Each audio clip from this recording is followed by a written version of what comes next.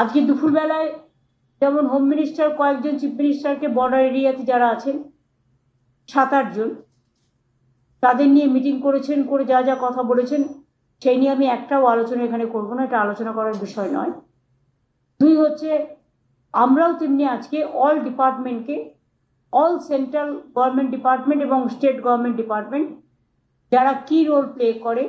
তাদের সবাইকে ডেকে আমরাও ডিটেলস আলোচনা করেছি এবং আমরা সবাই একসাথে কাঁধে কাঁধ মিলিয়ে এই লড়াইতে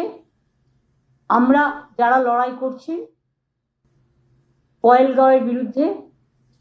টেরোরিজমের বিরুদ্ধে, সন্ত্রাসের বিরুদ্ধে,